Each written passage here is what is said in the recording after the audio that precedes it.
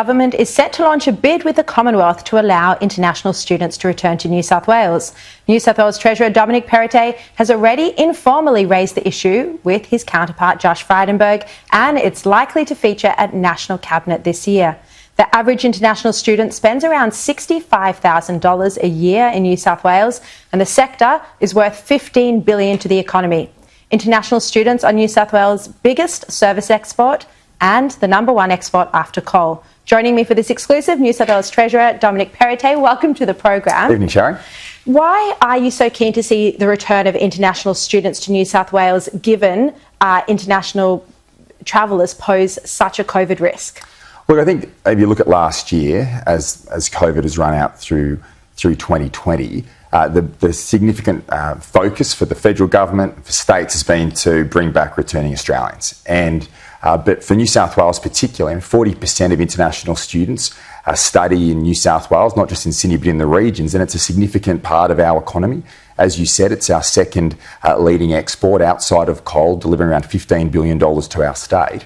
And off the back of that, there's an indirect employment of around 100,000 jobs off the back of it. So it's a substantial part of the New South Wales economy, and I think this year, as 2021 rolls through, we need to make sure that we get as many students back as possible. It's not going to be great for our university sector, but also for jobs in the state's economy.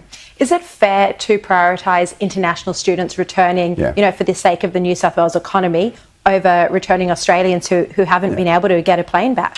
Well, it's been a balance. And I think over the course of this year, we've significantly focused on bringing back Australians, and that's completely the right response from a national and state level. But I think we've got to get the balance right now and look at innovative ways of doing things, whether that's through hotel quarantine or other measures.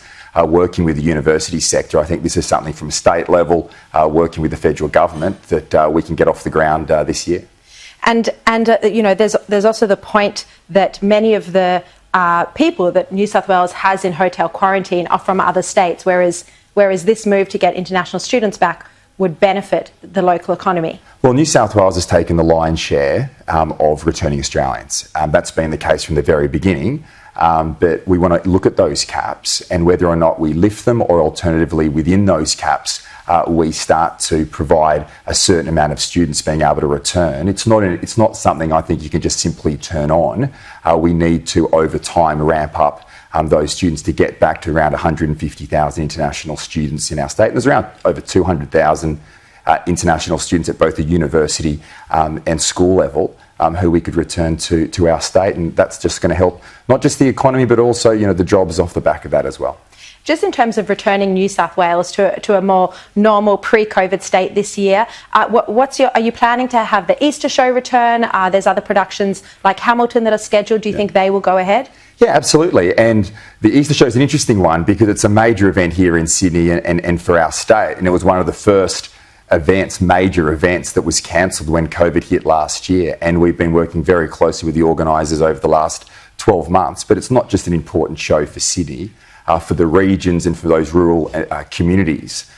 This is a great opportunity for them to show their produce, and it brings the bush to Sydney. You mentioned Hamilton. That's going to premiere here in our state in Sydney on the 27th of March. And these are major events. We recently premiered Frozen, which is going on at the moment, and we had one of the heads of Disney come out, Thomas Schumacher, who was saying that when he went here, that Sydney was like the Shangri-La of the world because he couldn't see Broadway getting back on track for at least 12 months. So it's, I think now as the virus has matured, we've got to make sure not just our economy is open, but society is functioning as closely as it was pre-COVID. That instills not just business confidence but consumer confidence, and we can get back to a thriving state.